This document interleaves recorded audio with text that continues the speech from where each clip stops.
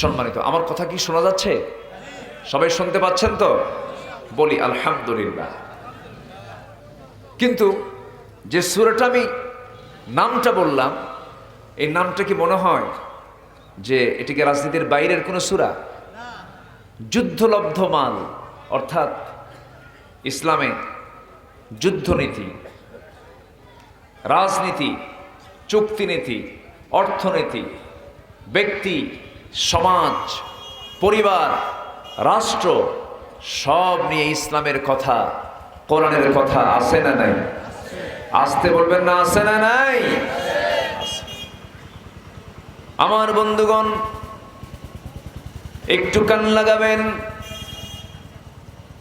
শুধু নামাজের জন্য, শুধু রমজান মাসে রোজা রাখার জন্য আল্লাহ তাআলা এত বড় কোরআন নাযিলের কোনো প্রয়োজন ছিল না। আমার আল্লাহ তাআলার নামাজ পড়ো, বেশি কথা তো না, কিন্তু সূরা ফাতিহা থেকে শুরু করে নিয়ে সূরা নাস পর্যন্ত 114টা সূরার মধ্যে আল্লাহ রাব্বুল আলামিন শুধু নামাজের কথা বলেন নাই, ধর্মীয় কিছু অনুশাসন, গদবাদা কিছু হুকুম মানার জন্য আল্লাহ রাব্বুল আলামিন এত বড় কোরআন নাযিল করেন নাই।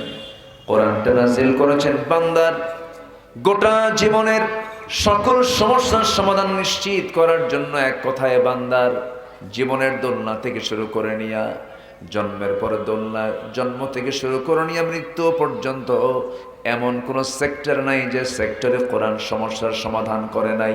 যেরকম সুবহানাল্লাহ, তিবিয়ানাল লিকুল্লি শাই, মানুষের জীবনের জন্য যা প্রয়োজন সব আল্লাহ তাআলা এর মধ্যে বলে দিয়েছেন। কিন্তু কোরআনটাকে পূর্ণাঙ্গ জীবন বিধান হিসাবে অনেকেই মানতে চায় না। কোরআন যে আইন এবং প্রশাসনের চলন্ত বিশ্বকোষ, কোরআন দিয়ে শুধু নামাজ পড়তে চায়, সমাজ গড়তে চায় না। সমাজ গড়তে বিশ্বাসী নয়, দেশ গড়তে বিশ্বাসী নয়, রাষ্ট্র গড়তে বিশ্বাসী নয়। এমন কিছু মুসলিম নামধারী মুনাফিক আছে না নাই? আছে। তাদের কাছে আমাদের বক্তব্য ভালো লাগবে না। আমি কি কথা বলবো? কথা কি বলবো? আমি কথা কি বলতে, সবাই কি শুনতে রাজি আছেন তো ইনশাআল্লাহ? আমার দেশে কিছু মুসলমান আছে, এরা সুদের কারবার করবে, আবার নামাজও পড়বে। এগুলো তো মনে হয় এলাকায় নাই, রাজশাহীতে আছে। সুদও খায়, আবার সেই সুদখোর আবার মসজিদ কমিটির সভাপতিও হয়। আছে নাকি? আছে। অনাবৃষ্টি কেন হবে না?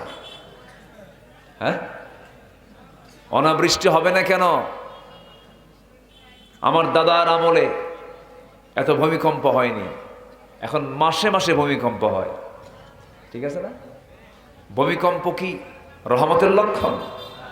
ইযা যুলজিলাতিল আরদু জিলজালাহা, সূরা জিলজাল। কিয়ামত যখন আসবে, জমিন প্রকম্পিত হবে, তাহলে জমিন প্রকম্পিত হওয়া কখনোই বান্দার জন্য নিয়ামতের কারণ নয়, এটা গজবের লক্ষণ। গজব কখন আসে?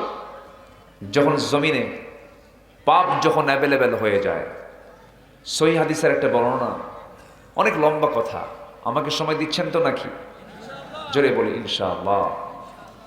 আজকের সমাজে আমরা যে বসবাস করছি, সমাজের মধ্যে অশ্লীলতা, বেহায়াপনা আগের সকল যুগের চাইতে খুব কম। আগের সকল যুগের চাইতে এখন কম না বেশি? আমার তো মনে হয় জাহেলি যুগও ফেল করবে, জাহেলি যুগও পারবে না। এই বিকৃত যৌনাচার জাহেলি যুগে ছিল না। সমকামিতা লূত আলাইহিস সালামের সময় ছিল, কিন্তু জাহেলি যুগের ইতিহাসে কিন্তু আমরা পাই নাই। পাইছি কি আমরা? এটা পাই নাই। আরবদের ভিতরে এই পৌত্তলিকতা প্রীতি ছিল, কিন্তু তাদের মধ্যে আমরা এই সমকামিতা, বিকৃত যৌনাচার, এই নোংরামি, এগুলো ছিল না। এরকম কোন ইতিহাস আমরা পাই নাই। 3 বছরের শিশু ধর্ষিতা, কবর থেকে নারীকে তুলে, মহিলাকে তুলে মৃত নারীকে ধর্ষণ করা হয়েছে। এরপরে লাশটা ফ্রিজ আপ করা হয়েছে, হয়তো হসপিটালে রেখে দেওয়া হয়েছে 3 দিনের জন্য, 4 দিনের জন্য।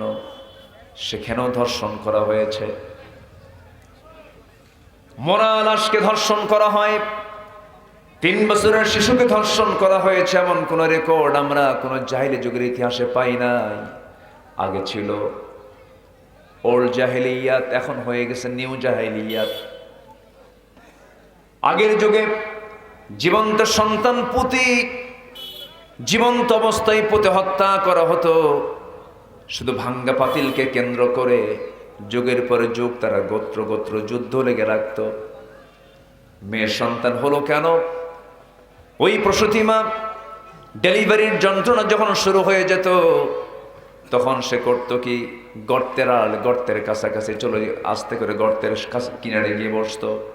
সন্তান যদি ছেলে হতো কোলে নিয়ে চলে আসতো, মেয়ে হলে পরে জীবন্ত পুঁতে গর্তের মধ্যে ফেলে পাথর চাপা দিয়ে শেষ করে দিত।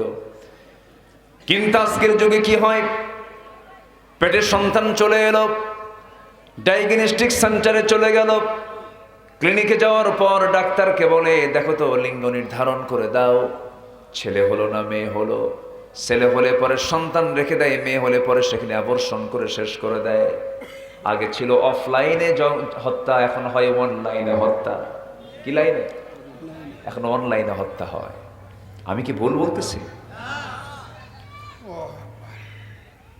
আমার বন্ধুগণ, অশ্লীলতা বেহায়াপনাটা এত মারাত্মক আকার ধারণ করেছে। বাবা নিচে দর্শকের কাতারে দাঁড়িয়ে থাকে, ষোড়শী একটা কন্যাকে, ষোড়শী মেয়েকে, 16 বছর 14 বছরের মেয়েটাকে, একটা বেগানা একটা প্রাপ্তবয়স্ক মেয়েকে মঞ্চের উপরে তুলে দিয়া বাবা তার মেয়েকে বলে, মা তুমি নাচো। মাটা নাচে, মেয়েটা নাচে, বাপ সহ জনগণ হাতের তালি মারে। আছে না নাই? এর রাজশাহী তো আছে না নাই? হাতের তালি তো মারি, আবার মাইক নিয়ে বাপ মেয়ের জন্য দোয়া চায়। মাশাআল্লাহ, সবাই আমার মেয়ের জন্য দোয়া করবেন, সে যেন আরো ভালো করে নাচতে পারে। কিসের জন্য দোয়া চায়? নাচার জন্য দোয়া চায়।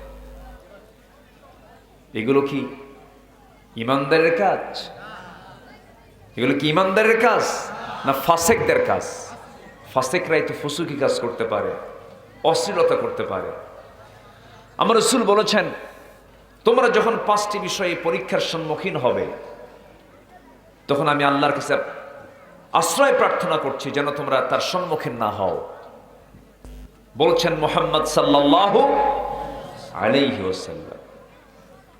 আমার রাসূল বলেছেন, যখন জাতির মধ্যে প্রকাশ্যে অশ্লীলতা বেহায়াপনা যখন ছড়িয়ে পড়বে, তখন সেখানে মহামারী আকারে প্লেগ রোগের প্রাদুর্ভাব হবে।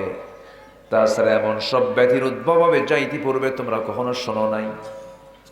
আমরা কি করোনা নামে কোনো এরকম জাতীয় কোনো কিছুর আমরা ইতিহাসকে আমরা আগে জানছিলাম নাকি? জানি নাই।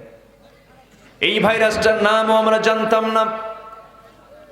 এই যে নতুন নতুন রোগ, নতুন নতুন মহামারী আমরা নিয়মিত দেখতে পেতেছি, এটার জন্য 1 নাম্বার কারণ উল্লেখ